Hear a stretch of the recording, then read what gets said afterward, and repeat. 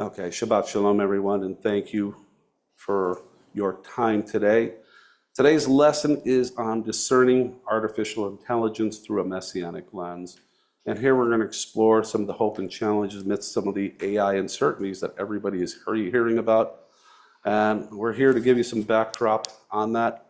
Why am I teaching this course? Why do you have a rabbi teaching about AI? So to give you some background on myself, because I don't know if I've ever shared that to any of you, I've been in the IT tech field since 1989.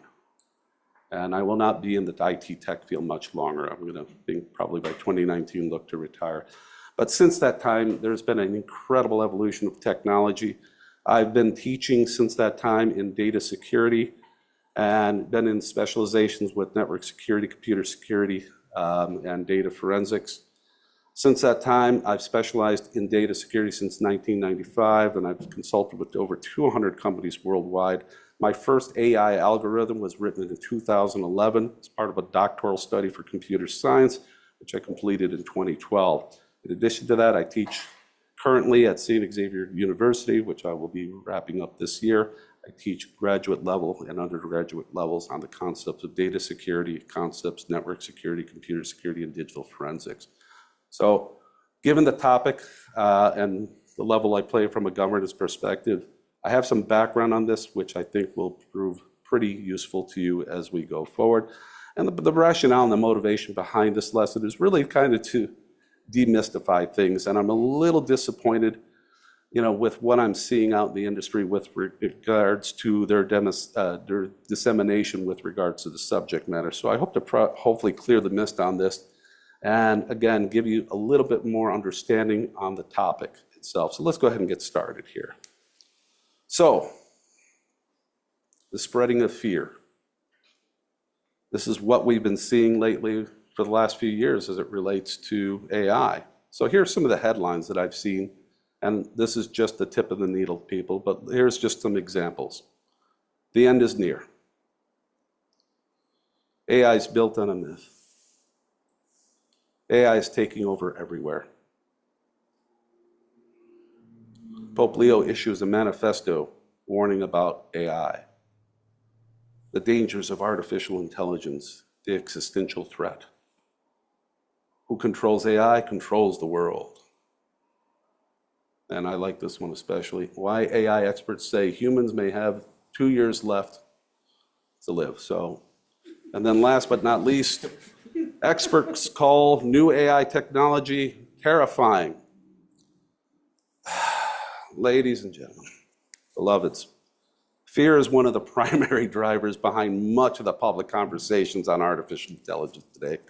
Narratives of a loss of control, replacement of human workers, or dystopian futures often dominate media coverage. You can see it right here. So Scripture, however, makes a clear distinction between fear and wisdom, however. God does not give his people a spirit of fear, but of power, love, and a sound mind. Wisdom in the biblical sense begins with reverence for Adonai and results in thoughtful, measured responses rather than panic. So from a Messianic viewpoint, fear-based reactions can distract believers from their true calling and undermine trust in God's sovereignty. Let's continue. Why this conversation matters. So the discussion around artificial intelligence matters because it directly influences how people think, feel, and respond to rapid cultural change. AI is increasingly present in everyday life, shaping communication, work, education, media, even spiritual discourse. So when believers are not equipped with biblically grounded understanding, fear and confusion can take root. It's often called the FUD factor, if you're not familiar with it. Fear, uncertainty, and doubt, FUD. Often amplified by sensational headlines and a ton of misinformation. And always remember, people, misinformation is lies. Scripture repeatedly calls God's people to test everything and hold fast to what is good, emphasizing discernment over reactionary fear. So from our perspective, Messianic lens, this conversation also matters because it affects how leaders shepherd their communities. Without clarity, believers may uncritically embrace technology or reject it entirely out of anxiety. both of which can lead to spiritual imbalance. So ministry leaders across the board, they really need to step up here. Addressing AI thoughtfully allows ministry leaders to model wisdom, encourage critical thinking, and reinforce trust in God rather than human systems. Ultimately, by engaging on this topic responsibly, it helps ensure that we in the faith-based community remain anchored in truth, peace, and purpose amid this rapid era of disruptive technological change. Let's continue. Fear versus wisdom. I really want to emphasize that while caution and ethical consideration are appropriate, fear should never be the guiding force. Wisdom allows believers to ask better questions. For example, how is this technology being used? Who benefits from it? Does it align with righteousness and compassion? So by choosing wisdom over fear, the community can engage AI and anything else for that matter with clarity, confidence, and faithfulness. What is AI and what is it not? So, a major source of confusion surrounding artificial intelligence comes from this understanding of what it actually is. AI is essentially a collection of tools, nothing more, and a systems created by human beings to process data, recognize patterns, and perform specific tasks. That's it. So let's be clear. AI does not possess consciousness, self-awareness, a soul, or spiritual agency. From a biblical standpoint, only our God creates life, and only humans are made in the image of God. So let's make sure we're clear with that. So the distinction is crucial for dispelling myths that portray AI as this living or autonomous entity with moral authority. It's not. Clarifying what AI is not helps counter exaggerated claims that it could replace humanity, transcend creation, or even function as an independent power. So understanding AI as a tool, as rather than an entity, allows us to approach it realistically without attributing it to qualities that belong to God.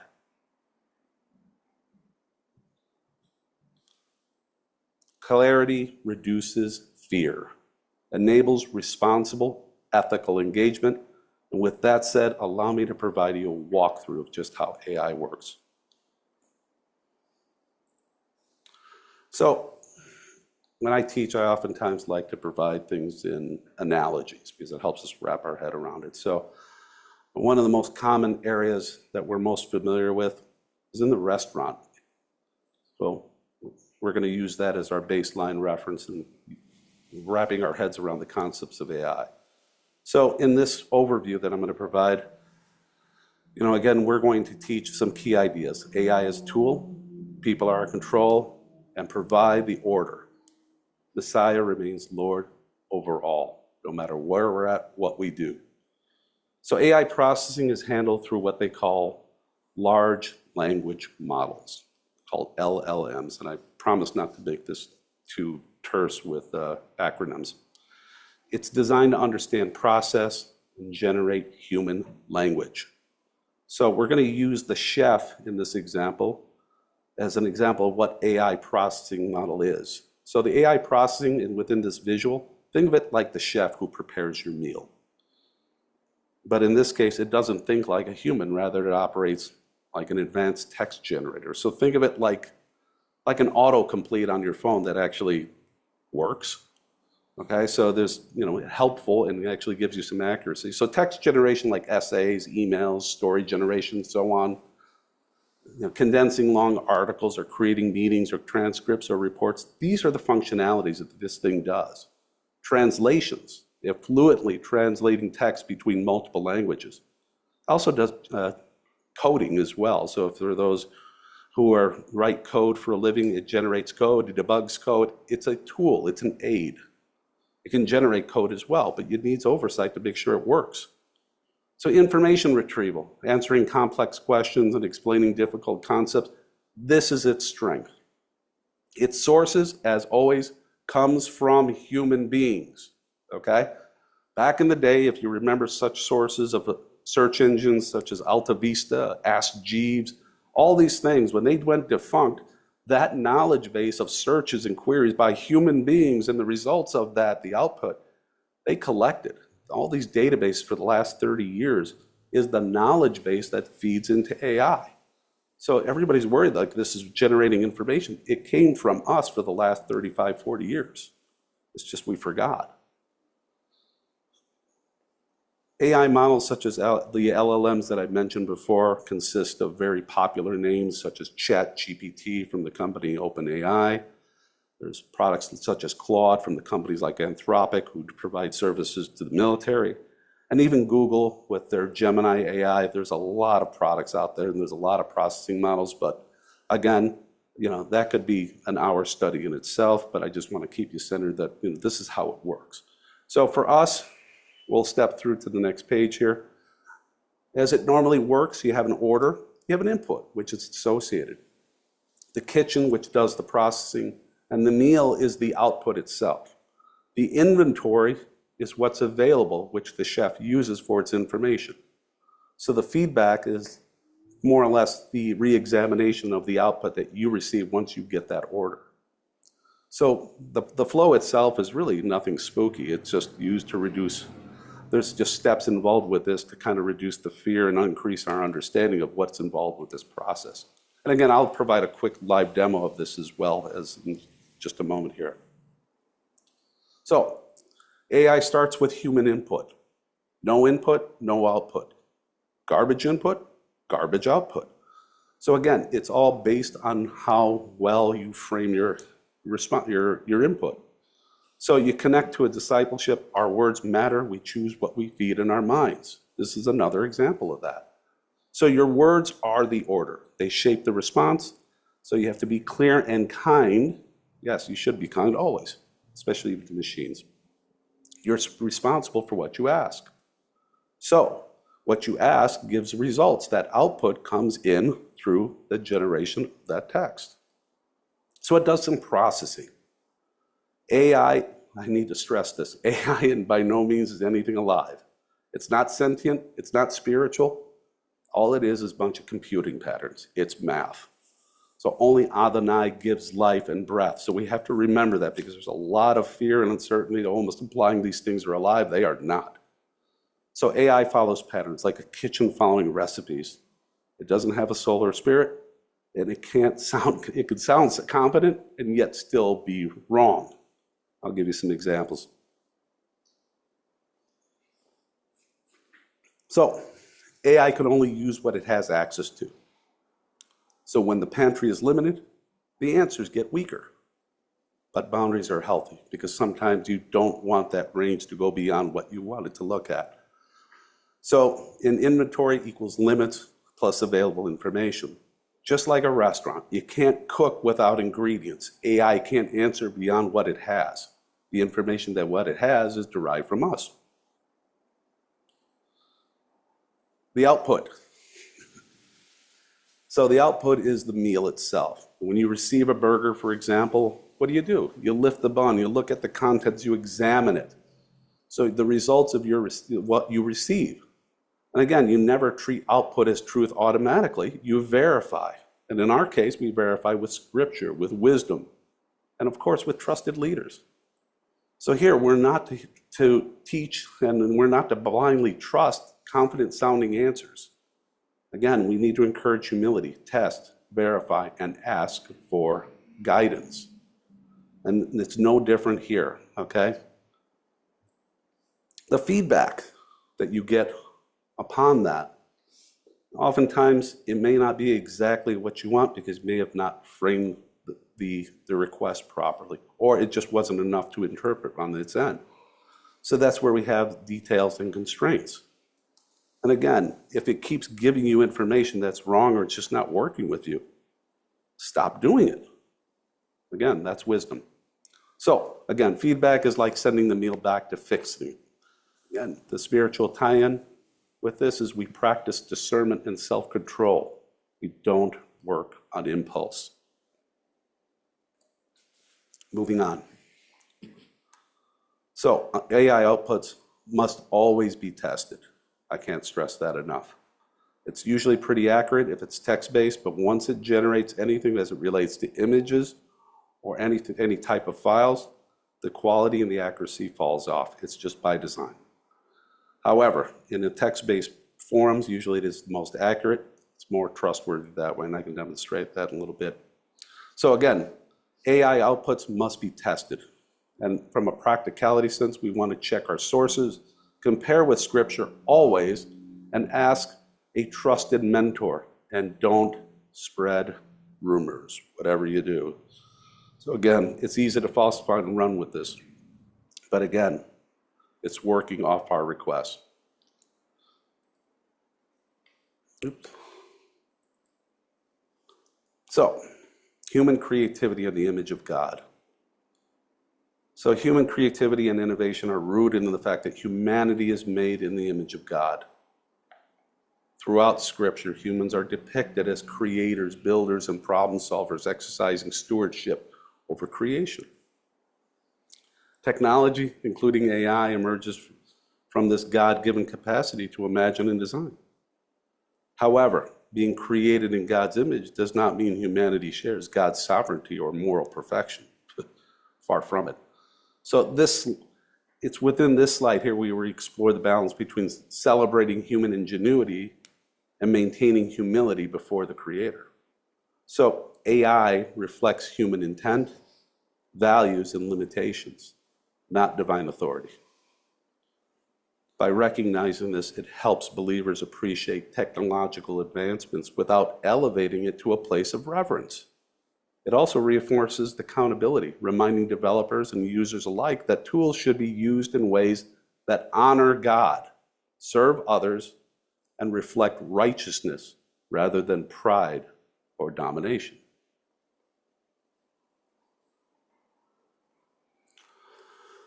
Warnings against false powers.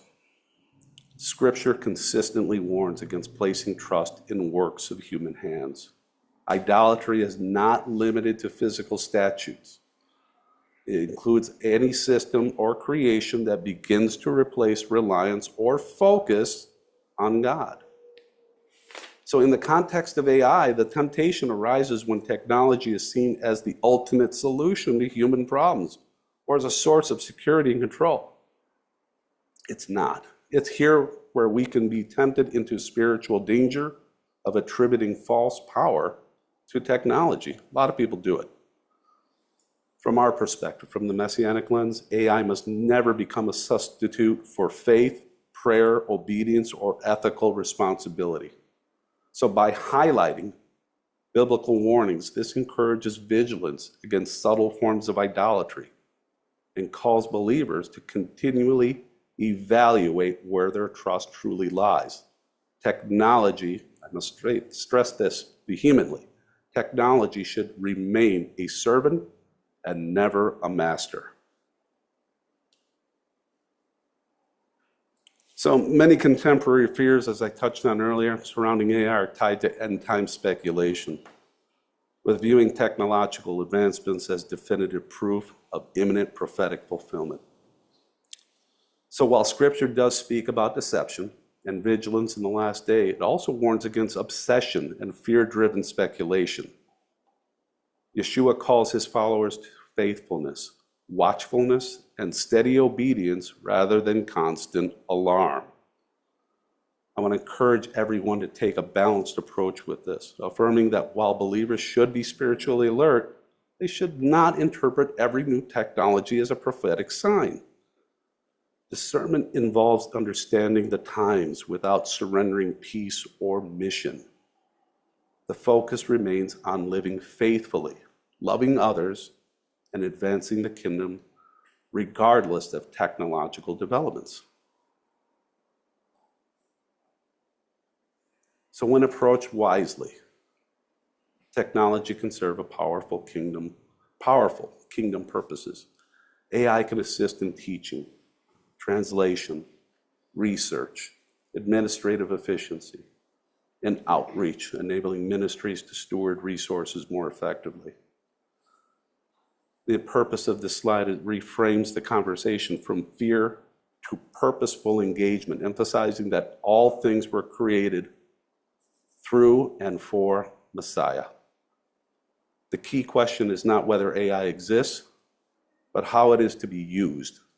Submitting technology to lordship of Yeshua means applying ethical boundaries, transparency, and compassion. It should be no different to how you're doing it within the internet as a whole. Good sites versus bad, misinformation versus trustworthy. It also involves resisting the uses of technology to exploit, deceive, or harm. By aligning technological tools with biblical values, Messianic ministries, all ministries for that matter, can leverage innovation while remaining spiritually grounded.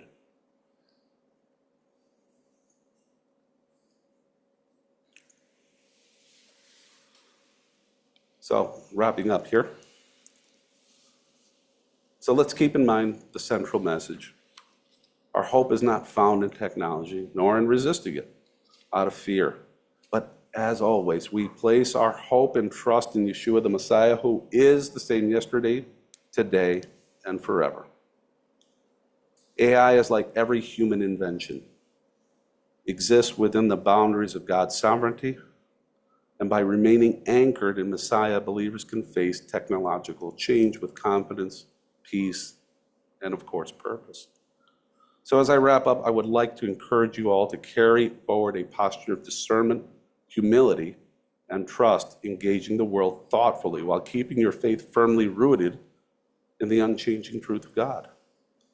So in doing so, our Messianic communities can model calm assurance in a world that continues to grow more hostile and more fearful.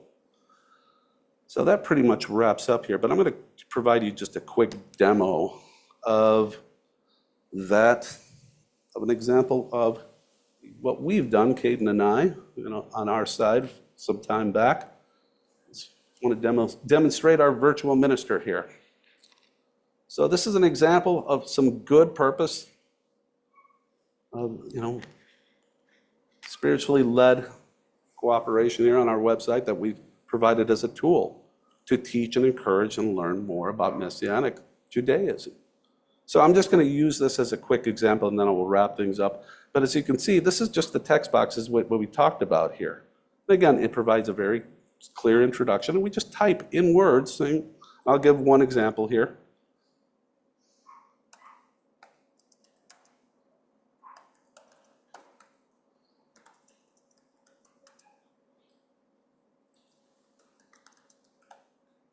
So help me better understand the term Son of Man. And let's see what it kicks back with.